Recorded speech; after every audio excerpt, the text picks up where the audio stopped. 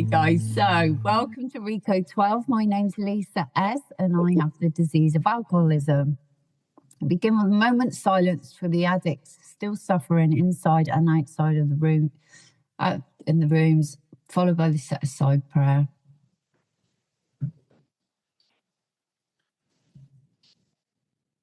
Dear God, please set aside anything we think we know about ourselves, about our disease, about the big book, the 12 steps, the program, the fellowship, the people in the fellowship, and all spiritual terms, especially you, God, so that we may have an open mind and a new experience with all these things. Please help us to see the truth. We surrender this next hour to you. Your will, not ours, be done. Amen.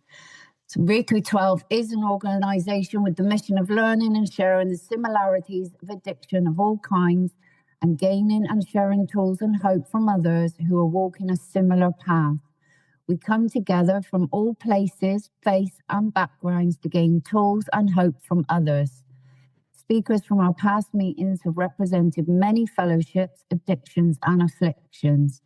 We look forward to continuing to add to the diversity of speakers and backgrounds, and I hope you will reach out if you think your experience, strength and hope will benefit this special community. Today's speaker is Lindsey. Who'll be sharing for about 30 minutes or however long she feels comfortable. And we'll get her to share and then followed by some questions and answers afterwards. First, for some business, the Reco12 family of Reco Resources continues to grow and has more and more resources for the addicts and the loved ones of those addicted. We have all the recorded shares and a couple of other super exciting projects, one of which is the big book Roundtable discussion, where they dive into the first 164 pages of the big book of Alcoholics Anonymous with a few recovered individuals who are past speakers of Reco12 and really try to know and live the big book. Tradition 7, Reco12 is a self-supporting service and we appreciate your help in keeping us working our step 12 in this manner. We gratefully accept one-time contributions through PayPal, Venmo and Wise. Through the links I'll pop in the chat. Also, you can get that on the Reco12 Resources. We also offer a monthly subscription program called Reco12 Spearheads. To join in and help support these cool projects, please consider donating at www.reco12.com/support, or you can click on the link in the chat of the live meeting. We look forward each meeting to growing deeper in effectiveness and understanding as we learn from and with our special speakers. Today, we are so blessed to learn and grow with Lindsey. And our topic is anything and everything I put before my recovery, I give it away for a bottle, a bag, or a crack pipe. With such pleasure now to hand over to Lindsey. Thanks, Lindsey. Thank you, Lisa, and thanks for asking me. And I love that because I have to remind myself that I'm Lindsey, I'm a recovered addict. And I have to remind myself of that. And my experience shows me that topic there of anything and everything I put before my recovery, I give it away, and before I know it, I have a bottle in my hand and a needle in my arm and a pipe and any tablet I can get my hands on. And I'll share of how my experience shows me that and what God means to me today of God is everything or he's nothing. And I came around to the rooms in 2015, absolutely broken on just that step one experience about a powerlessness, living on an animalistic level with rats in my house, with this pure addiction of crack pipes, needles, drink, everything, and going to any lengths for that drug. And I didn't understand myself, and I'd used for many years from a child. And all I know is that I'm an addict, despite whatever else adversities I've got. I just know I'm an addict, and I can't stop when I put one in me. And whether that is combined with trauma and mental health issues, it doesn't matter. It's about what I do about it today. and how I live without a drink and a drug, despite anything that goes on in my life. And in 2015, I got into recovery and into a rehab, and started to work on myself. I guess that's what I thought, and was, because my knowledge, even that things that I've learned, is my experience today of what I've lived. You know, I live my life forward, learning backwards, and I'm like, okay, and God shows me bits, and I'm like, God, that's what that was about.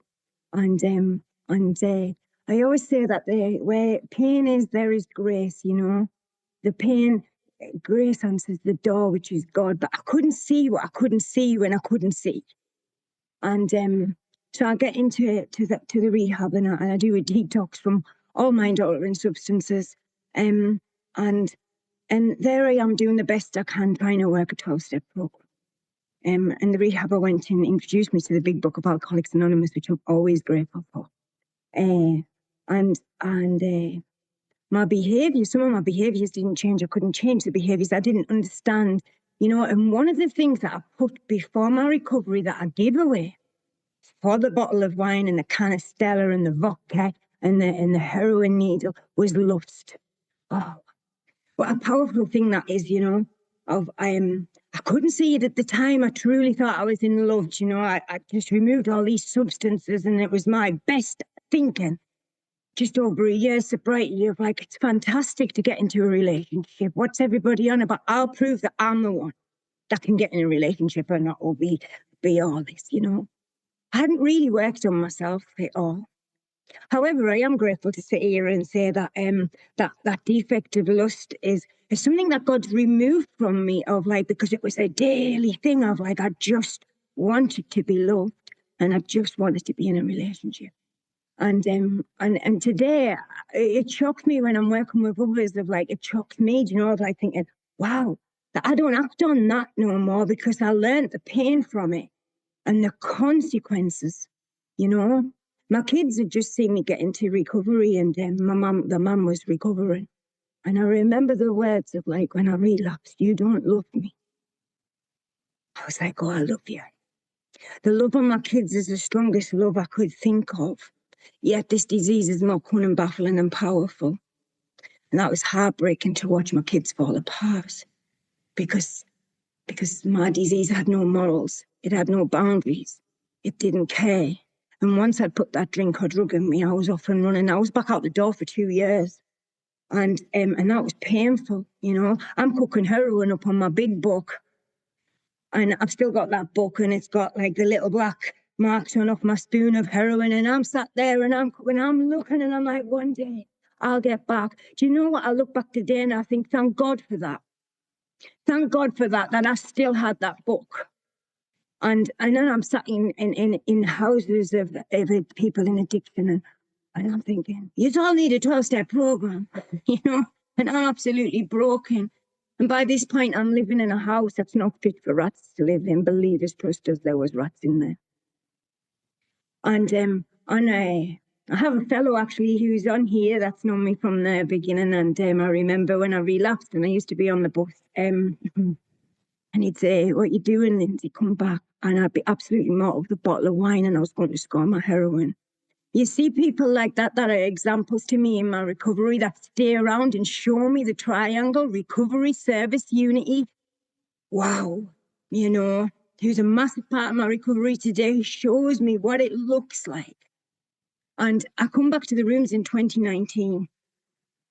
I was still drinking, and I lost my dad to the disease of alcoholism. And he died, but I was still drinking, you know, for the month after. And then I put the drink down. And a year later, I'd done a methadone detox. You know, that methadone detox that I said I'd never do again because it was so painful. But I have this disease that has the ism, incredible short memory of how much pain that was of coming off all this methadone and the drugs before. It forgets how bad it was. So there I am in 2020, and I'm in Manchester, and I'm in a detox.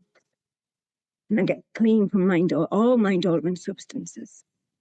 And by this time, I packed that house up that wasn't fit for rats to live in, and I had a little flat, but everything was in there.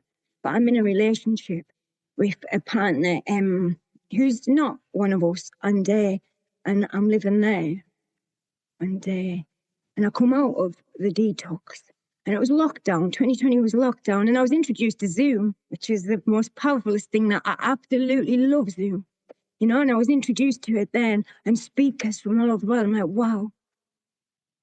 But that was in December 2020 when I come out. And when I said anything and everything I put before my recovery, I give it away. So there was lots going on, and I'm in lockdown, and I'm trying to look after 3 kids and a partner who's working, and I'm just, you know, and trying to do the best that I can at that time. And there's stuff goes on, and I don't understand this life on life's terms and this pain that's coming my way through this 8 months. And then I'm 8 months clean and sober, and my brother dies of this disease. And I'm like, what? I'm broken. You see, this boy that I grew up with, that I love dearly, and I will get emotional here, and he dies. And I'm like, I've just lost my dad 2 years before, and a girl I was in the detox with at Manchester went back out and died. And I'm just like, this disease kills. Now I see that. I'm a witness to that. Yet, you see, my disease, it's so cunning, baffling, and powerful that it ain't going to kill me. And I don't know how to deal with the pain. So yeah, I'll say it how it is. I put my brother's grief before my recovery. Wow. I did his funeral clean and sober, and I and give him the best send off I could.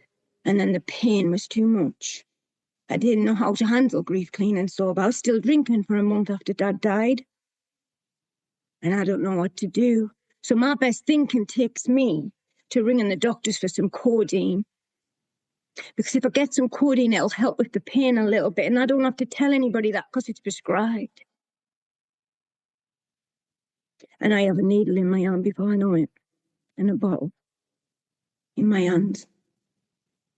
And I'm broke. I didn't stay out there too long. It was a couple of months. And that is when I thought to myself, looking back into my story, wow, there's loads of other bits in my story, because we've all got a story, yeah? I'm just picking some key points out to pass of anything I put before my recovery. And I'm like, what do I do, God? Because I need to trust you. It says on page 53, when we became alcoholics, crushed by self-imposed crisis. You know, my step 1 shows me that. The step 1 experience of like, I am crushed. I cannot stop using and drinking, and I'm using on pain, and I don't know how to handle. Then it goes on to say, I face the proposition that either God is everything or else he is nothing. God either is or he isn't. What was our choice to be? And I'm on a subby detox, and I don't want to go back to a rehab. And I thought, I know fellows out here, and I'm going to do it in the rooms. And I get a sponsor in CA. I had a sponsor at the time in AA. Fantastic woman. She's still part of my life, but I needed to connect to the addict. And I get a sponsor. And I do the subby detox out here with my fellows who know me, who know things about me and my mental health and my struggles and all of that love and support. And I remember in the middle of the subby detox, I said, I'm going to where I lived with my partner. And I said to people in the recovery, I'm going to my flat. And they were like, Lindsey, what are you doing? I had nothing in this flat. It was just packed up with shit from what I'd carried from one house to the other. I had no electric. I had no internet. I had no fridge, and I had no heating. And this was in, well, I don't live in, God, I don't even know what year that I got. I'm just 3 years, I know that. I'm 2026, so that must be 2023. Yeah.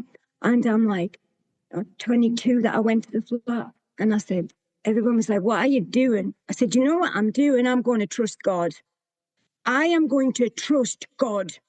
And I swear that is when my relationship with God, because I'm going to put my all into trust in this power greater than me, because my experience shows me that my power takes me back out the door, and I'm using, and I'm in pain. And I trust God. And I go to that flat. And over the time, I asked the sunbed shop downstairs can I connect to your internet? And I get to connect to that so I can log on meetings. And yes, it wasn't stable at all times, and they turn it off at 8 o'clock at night, and I didn't have a telly. Bearing in mind, I had things. I had a mum, I had a home, my mum had a home, my partner had a home, but I was like, no, I need to do this. And all of the debt and all of the stuff from my active addiction of being a heroin addict and a cocaine, crackhead, anything, just a pure addict. My electric was wired up in the madness. You know, I didn't know how to pay a bill. Even when I was living with my partner, I'd just give him so much and he'd sort it out. So, I had to learn. And I get there and I go downtown, you know, and I go into the EE shop and they give me broadband. Wow. Yeah. And then I get a fridge given off a fellow, you know. And then I get my heating sorted out. This is over times of the month, not in a day, not in a thing. And it's such a small flat. I've got 2 grandkids that have been, they're 4 and 5. They've never seen me, like, I've never been around them being high or drunk. However, I have used why they've been in my life, if that makes sense. It does to me. I didn't see them when I was using. I tried to keep it quiet from my kids and my family because I didn't want to damage them. Certainly didn't want to damage my mom because she just lost her son. And if I tell her I'm high, so I didn't tell her. She still doesn't know to today, but one day she will. But just for a day, you know, I won't harm her in that way. And I'm in this flat, and I've been there in that flat for a couple of years.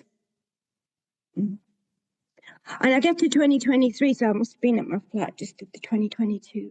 And one of my good friends in recovery, who is 17 years sober, who's been a part of my recovery for many years, even though my sobriety date doesn't show that he was. And he was such a spiritual man. He taught me so much.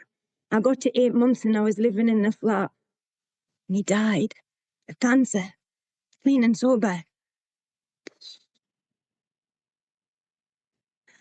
And I'm saying, are you serious, God? I don't know how to handle this. So my head's like 8 months for my brother. And I'm like, no, don't do this. Don't do this. I've got his picture over here, and I said to him, I always used to say to him after he passed away, you're not worth my recovery. You are not worth my relapse, should I say. That man was a messenger in himself, you know, carried a great message to me. And I remember visiting him while he was going to leave us, and the words that he spoke to me in recovery and still 12-step me while he was on his deathbed will never leave me. To keep soldiering on and trust God. That man used to say to me all the time, Lindsey, how's your prayer and meditation? And I used to be like,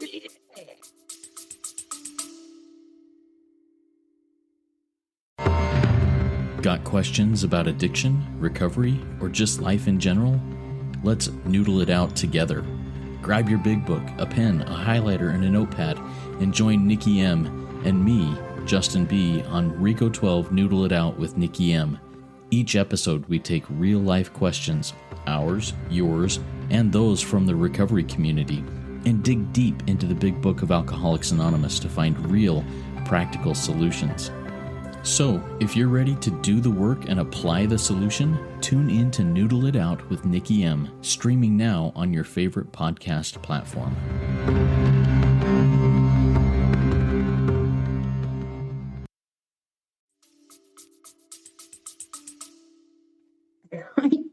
meditation. I know what that man means today. You know, there's so much that man taught me.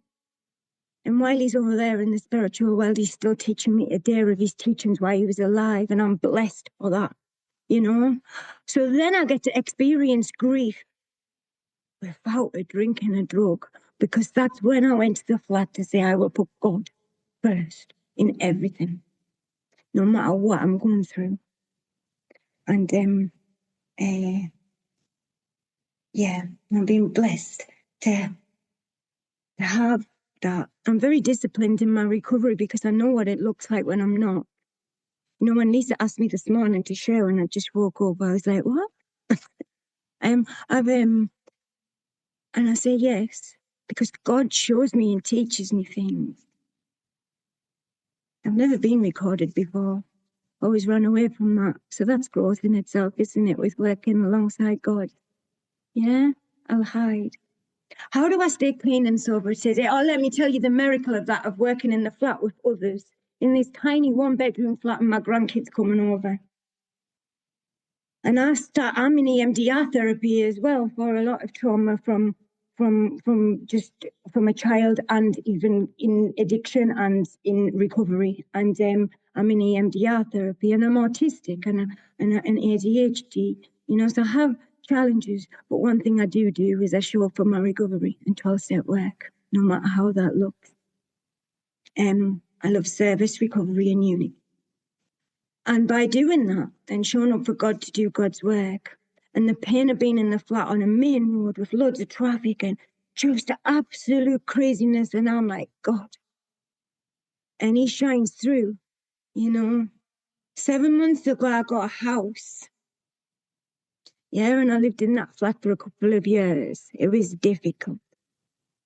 But I had God and the miracles and the blessings that he gave me. And now I've got a home, and it's been beautiful, filled with fellowship and people in love to help me to build and make this house a safe space for me, you know, and God's blessings here, and a bedroom for my grandkids that are in the midst of addiction, that are affected by addiction. And they have a bedroom here because God made that possible. And it's the school holidays this week and they'll be here. What a blessing. What a blessing. So my experience shows me of anything and everything I put before recovery, I give it away, you know. So I can't put my partner, I'm not in a relationship now, but I can't put these things before my recovery. My kids, my mum, anybody, because I'll give them all away. That's the first thing I'll give away. So it says on page 55, we finally saw that faith as some kind of God was part of our makeup, just as much as the feeling for a friend. Sometimes we had to search fearlessly, but he was there. He was much a fact as we were. We found the great reality deep down within us. In the last analysis, it's only there he may be found. It was so with us. I've talked to many people this week around about God and what that looks like. My relationship with God is my most important relationship. You see, I'm always talking to God. I'm always wandering around this house talking to God. And I'm like, God, really? And there's times, you know, last week when I'm leaning over the bath and I'm crying with a tear dripping into the bath of like, God, what do I do? With situations or with my children or other things or my grandchildren. And sometimes he says, no, we're doing it. We build it. See, you've got a home ready for when them girls are ready or need their nana. So do nothing, you know? And am I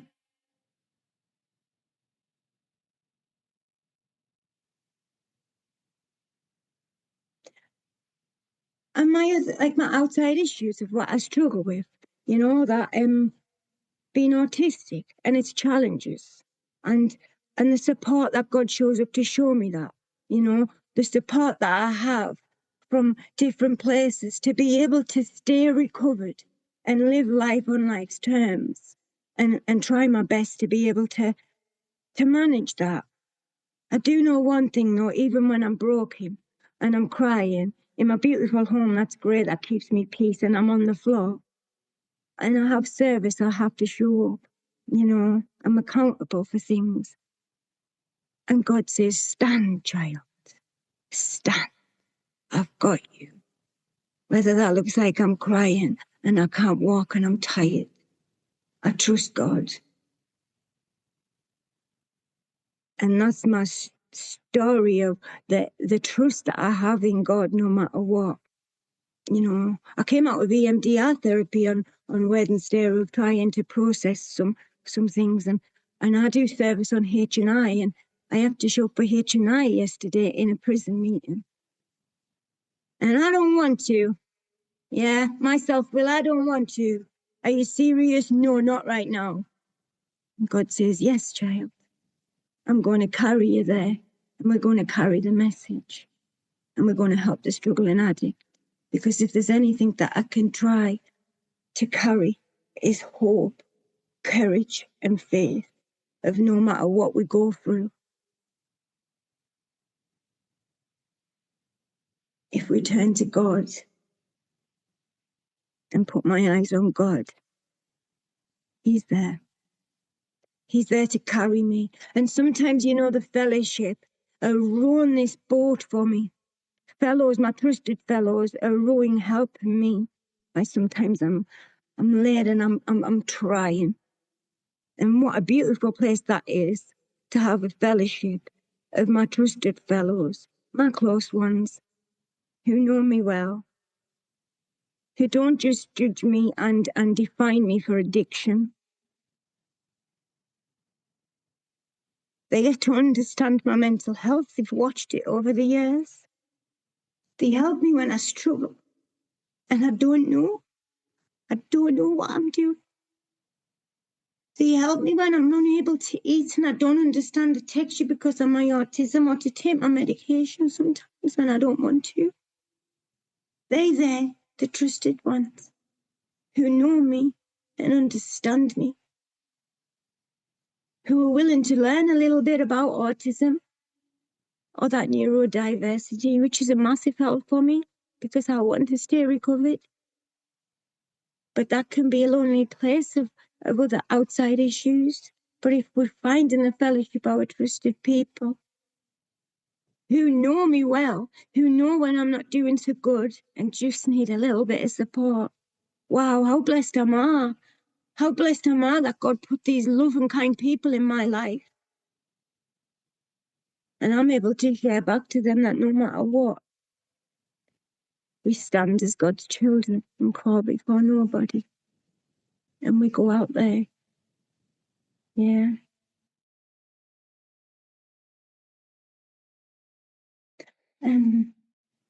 Let me just... What have I got in my life today from working with God and trusting in God? I've got a home that I had to walk and keep trusting God to get there. I had to turn everything and set aside everything I think I know to God. One thing that I learned and I try to carry to others is that it's not in my time. And sometimes it's like, well, I want it now, or somebody I'll be working with, and I'm like, listen, it took me years for God to shine through to say, this is what I've got. You just have to do this, and this is the result. But it takes time. God shows up in all sorts of ways for me, you know, as in different humans. He shows up as a psychologist to help me work. He shows up as my neurodiverse nurse to help me understand life. He shows up in all ways. Because he told me in the book that if I work the 12-step program, he will solve all my problems. All? You know, and I'm like, I'm never going to be able to do this. But he solves all of that. And I know that. I believe, I feel it. I see. Do you know that somewhere in the book it says that? I see, I feel, I believe. Oh, wow. What a few words that is, because that's my experience. I remember when I read that after I went back through the book and it stood out to me and I highlighted it because I'd never felt that. And then all of a sudden this book, it's like a 3D book, isn't it? It just comes alive. And the more I'm in it, it's just like, and then right there, I see, I believe, and I feel. And I was like, oh, that's me. I get it now. Because I do. I have that experience, you know. If I improve my conscious contact with God, conscious being the knowing and experience and that of the power of God flow into my life, if I just remove me out of the way. It's them words, isn't it? Do I trust? And sometimes I'm like, whoa, God, whoa, what? And he's like, are you going to trust? And I'm like, well, I think we should have a talk about this, you know? And I'm like, because my thinking around this, and he's like, that's your problem thinking. So let's just walk and see what I'm going to show you. And today, you know, in recovery, I've received some great gifts at that flat when I trusted in God. I learned to drive and I passed my test. You know, I've got a passport ready to see if I can go to beautiful places. I'm blessed with 2 grandkids. I'm blessed with taking sponsees through the book and carrying my experience. I'm part of the H&I committee of them, and I had some beautiful service on that and get to see people. I love H&I and, you know, in the Northeast here. And then I've been blessed with joining the ORA H&I and to continue on H&I in all parts of my life, which is a blessing to me. It showed me discipline. It's taught me all sorts. Teached, is that a word? Taught? I don't know. Sometimes my words are not the right words, so forgive me for that. And what a blessing of that is that I've had 3 years of blessing of just walking in recovery a day at a time and trusting. You know, sometimes I really struggle. There's days where I really struggle. And I remember one time I'm laid in the bath, because I'll go to the bath as a safe space for my autism and the feeling of the water and to feel safe and my sensory issues. And I'm just out of my EMDR therapy and I'm really confused, because I can get confused with, am I using the 12 steps tools? And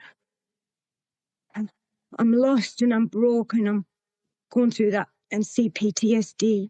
And all of them combined, sometimes I lie there and I say, God, I said one time a few months ago, I laid there and I'm just crying and I'm in the bath and I'm in agony. I said, God, please show me what CPTSD, the EMDR therapy, and ADHD looks like as a recovering addict. Please show me.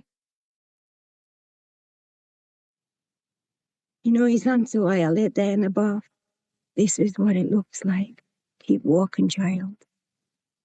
This is what it looks like. I said, oh, I see. And I keep walking. No matter what, do I trust God in the pain? And my experience of the years of walking in recovery is pain is grace. And I know the grace and I know the feeling, because wow, even sat and have these things. I love my life and the blessings and God and all of the things that I get to experience and the people that I walk this path with shoulder to shoulder, the experiences I see of others recovering. And wow, what a blessing is that? I was like, wow, to see people take the beds and walk again. Wow, what an experience not to be missed. You know, to be able to support others, you know, to be supported of others. Wow. I hope that somebody got something from that. And thank you, Lisa, for allowing me to come along and speak on that topic. Oh, wow, Lindsey, thank you so much. I definitely got a lot from that. You know, you made me go so goose pimply then over so many things you said. You really are so inspirational. And I'm especially privileged and honoured that this is your first recording. You put a big smile on my face all the time. I love what you said about how the big book, when it suddenly comes 3D and that what you said, like when you see, feel and believe, and that's such a powerful statement when you said that, because it is when that big book starts coming alive and it starts clicking, isn't it? Loved it, Lindsey. Thank you so much. So it's now time for any of you guys. If you have any questions, please feel free to come in, or if you want to pop it in the chat and ask the question. If you want to be anonymous, just put in there and I won't say your name. And we can address all them as and when, if anyone wants to come in. If not, I've got a few questions for you, Lindsey. So what was interesting for me when you said all them years, 2015, were your very first time when you came in. Over the years, what do you think was the changing point? What actually changed in what you were doing, or did someone say something, or what clicked between then and in your recovery today?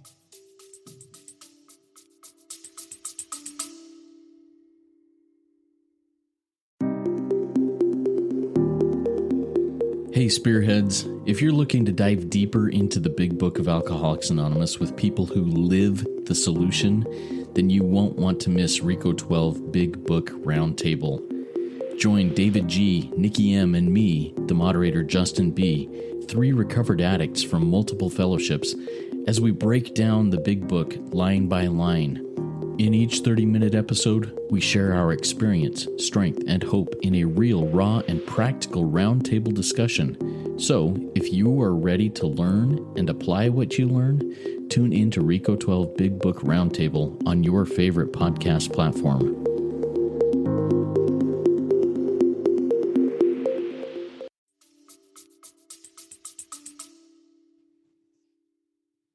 There's probably so much in that question, but do you know what?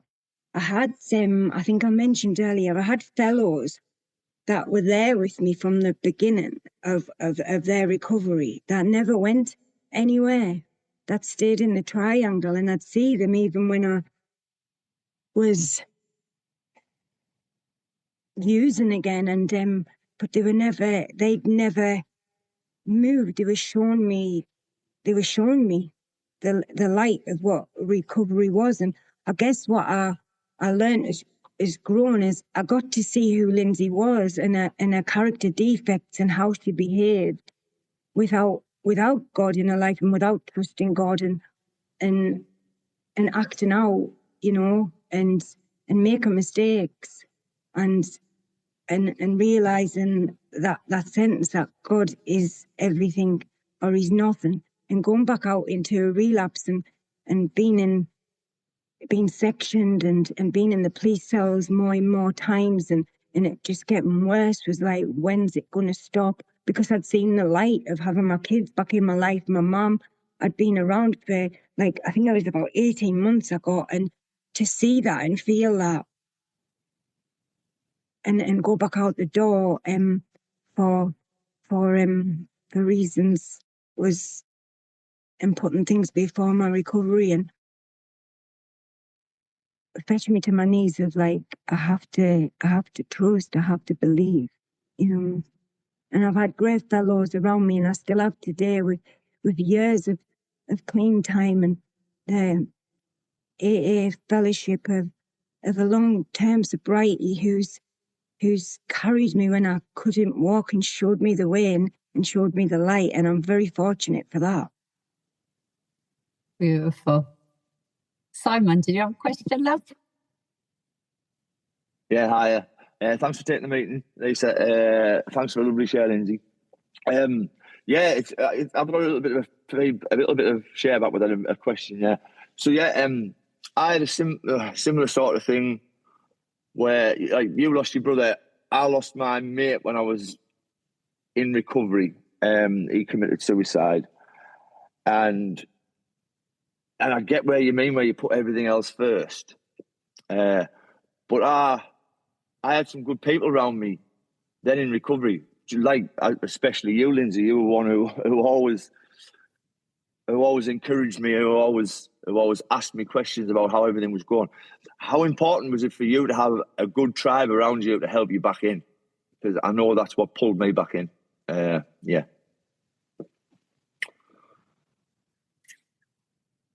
Massive. I'm smiling next because I don't want to say anything wrong. I needed to the attraction of recovered people. Yeah. So I have to remember I'm in a fellowship of sick people and I can be sick too, but the recovered people, that's what keeps me, and people come and go from the fellowship, but where's the ones that are all in?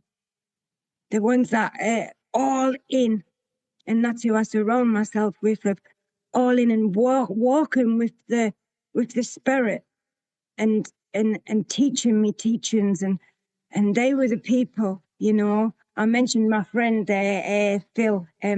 Wow, like in this the spirit that he just oozed and walked, and the calmness and the everything he carried, you know.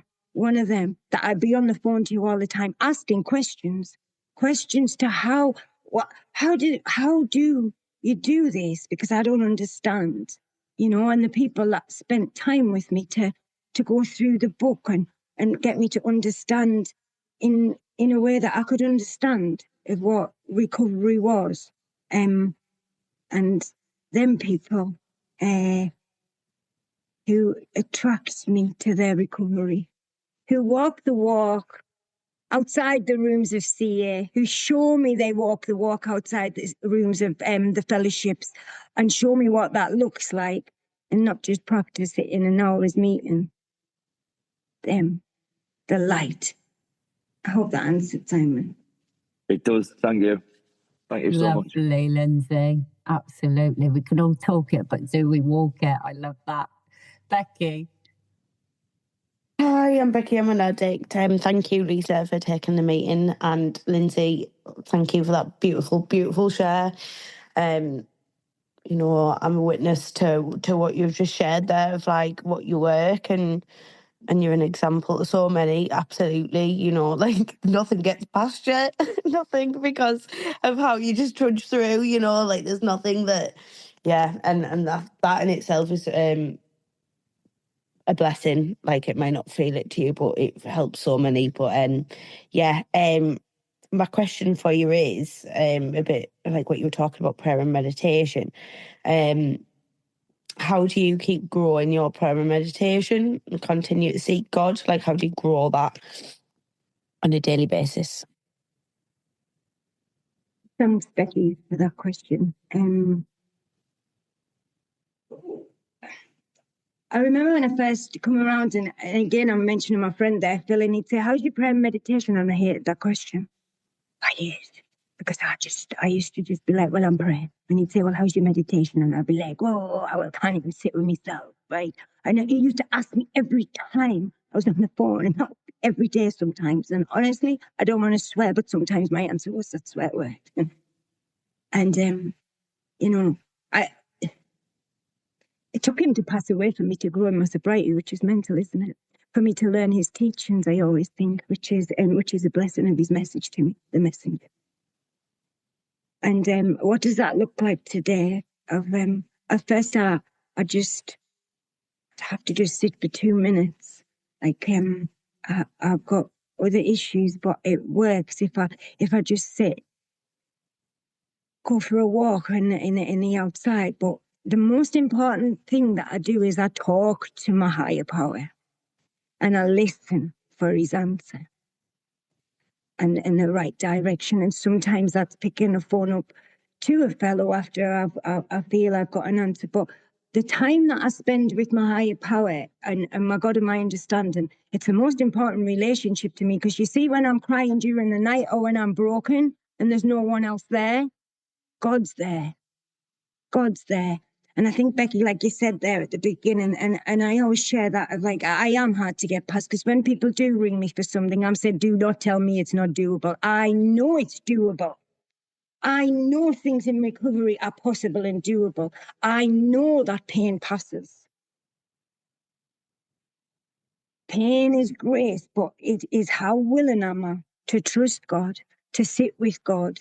And sometimes he doesn't answer for weeks of what I'm supposed to be doing, and I'm like, and sometimes that looks like just do nothing.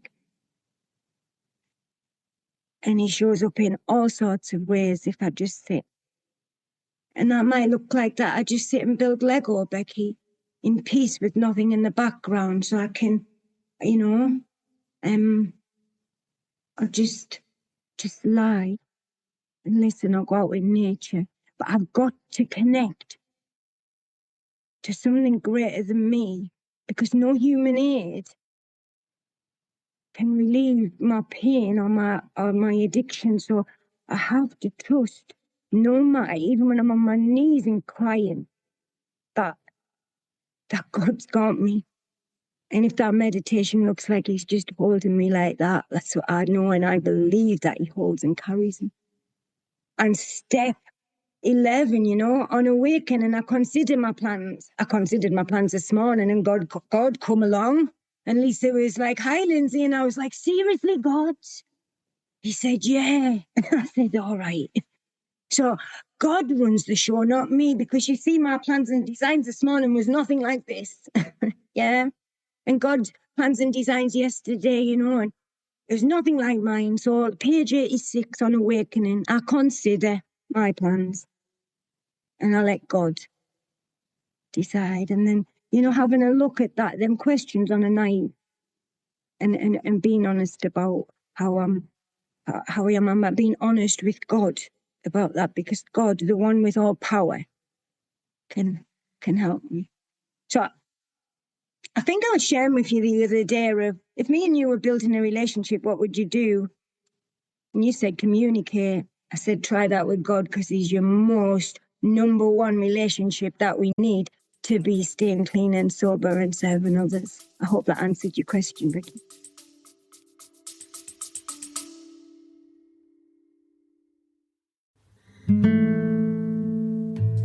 Hey, Reco12 Spearheads. If our recovery resources have helped you, please consider a donation. Your financial support, as well as your word of mouth support, keeps Reco12 running and reaching the man who is still sick. Donate today at reco12.com/support, or check the show notes for PayPal and Venmo links. Every contribution helps carry the message. Thanks for being a Reco12 Spearhead.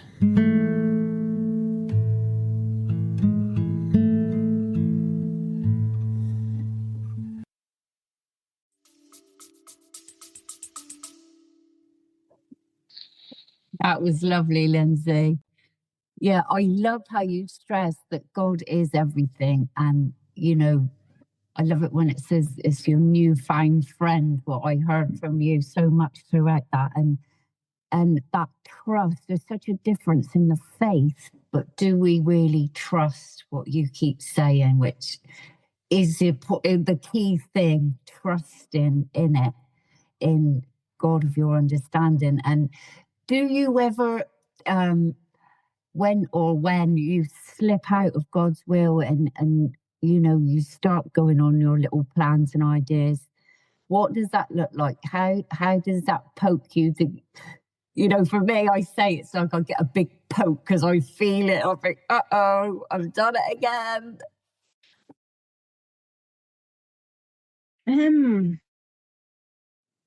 I guess with practice, I probably know when that is of myself willing. I guess even the step 10 and 11 will show me that and reveal that to me if I'm running in something or acting out pain, and do I practice that watch, ask, talk, turn, and be able to see myself and have somebody humble me and tell me the truth.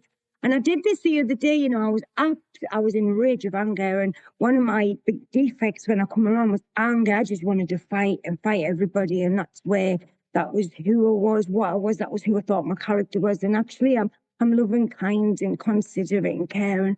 And when anger comes along, which I hadn't felt it as mentally as what I'd just felt it last week, and I'm like, well, I was honestly, and I could see it and I could feel it. And it's like my practice becomes faster of like, before I'd be sitting in that for days and I'd be just kicking off and be talking to people like not very kindly because it would be there. But the rage that was in me, it scared myself.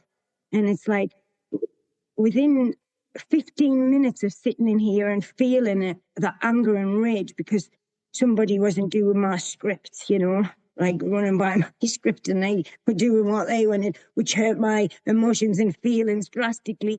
What am I going to do about it? So within 20 minutes, I'm ringing these trusted people who I know. Do I ring the right people? Because if I ring the wrong people, who's going to buy into my bullshit and just tell me, so I ring the people that work a 12-step program that are going to just give me program back and humble myself to be able to do that. So I always ring the people that I don't want to ring. I really don't want to ring them, but I'm like, and be honest and how that changes around. But for a long time, it's took me a long time to my brain to become working part of my mind to be able to practice that, and it becomes a quicker practice to catch when I'm about to run riot. And fortunate for me that day I didn't have an amends to make because I caught it. But then there's times where I've had to go and make an amends for me acting out, and that's even more painful, you know. Like, oh my God, I won't do that again, because that part is what even humbles me even more if I'm acting out. So, yeah, it looks like pain, and God's like, hello. I love that, Lindsay. Do you know what? It is step 10 is so for me. So once I'm aware and I'm watching it and I'm catching them behaviours coming in, hopefully quicker rather than, later, less amends, less paperwork. It's a win-win, isn't it? Yeah. Step 10 is being aware of. That's the beauty of it, isn't it? Being aware of our behaviours and catching it quickly. One last question, because I know you do so much service, and like you said, your recovery has to come first. And obviously you said about your grandkids and your children and stuff. How do you get the balance? Because I know it's so difficult to, like you say, recovery is number one. But then when you've got the family and then the service and commitments and different things, how do you balance it all? I'm laughing because it's took me a long time to even accept that. Do you know what? I don't have a balance. Isn't that a great thing?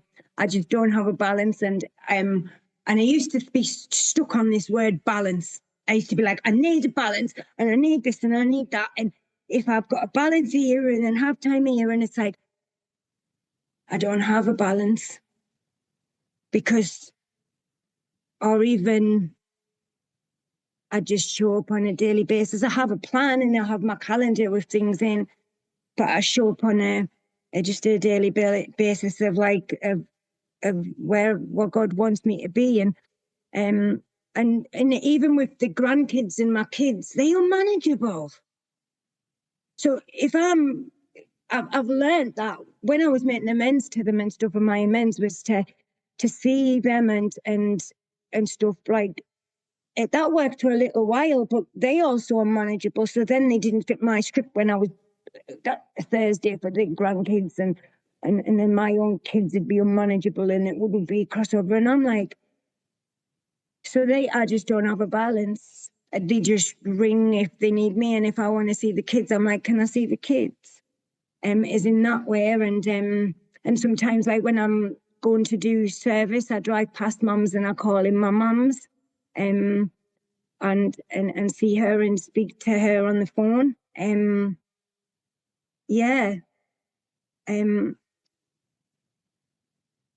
I was always fixated on that word balance, and today I'm just not. I'm just like, my 24 hours looks like what my 24 hours is going to be.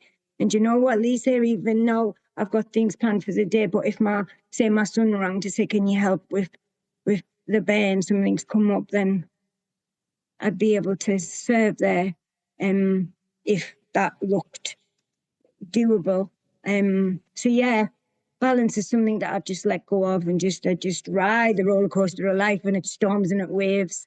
And I get to see my grandkids, I get to speak to my kids, and I get to be part of life, and get to see friends, and get to see fellows, and get to sit with God, and get to sit with Lindsay, and also have some time on my own. And that's just beautiful of that. I don't know when all of that comes into the mix. It's just no balance. It just is. It just is. Yeah, and that's I like great. that. Do you know what, Lindsay? I need to Yeah, I need to take serious note on that. No balance. I love that because I think I can tend to get quite fixated. Oh, am I getting the balance right? So, yeah, that's brilliant. Brilliant advice there or suggestion. So thanks again, Lindsey. And it was such a great Reco12 speaker meeting for all addicts and loved ones. If you didn't get to your question or if you have any other questions, please consider joining our WhatsApp community by sending an email to reco12pod@gmail.com. You can join in the community there and ask any questions. If you'd like to be a future speaker on Reco12 Afro-Euro, please send an email to reco12pod@gmail.com. If you've not yet rated and reviewed the podcast in Apple Podcasts, please go do so now. It's a great way to work your 12 step and sharing the message with others. And I invite all the audience to come back next week with another great speaker. And lastly, Lindsey, if you could lead us out on a prayer of your choice. Thanks, Lindsey. It's been such a pleasure. Thanks, Lisa. I'm going to read the Thomas Merton prayer. So, my Lord God, I have no idea where I am going. I do not see the road ahead of me. I cannot know for certain where it will end, nor do I really know myself. And the fact that I think that I am following your will does not mean that I am actually doing so. But I believe that the desire to please you does in fact please you. And I hope I have the desire in all that I am doing. I hope that I will never do anything apart from that desire. And I know that if I do this, you will lead me by the right road, though I may know nothing about it. Therefore, I trust you always, though I may seem to be lost and in the shadow of death. I will not fear, for you are ever with me, and you will never leave me to face my perils alone. And there is one who has all power. That one is God. May you find God now. Stick and stay. When you do, come all the way in, sit all the way down. Let's trudge this road of happy destiny together. Work it. You are worth it.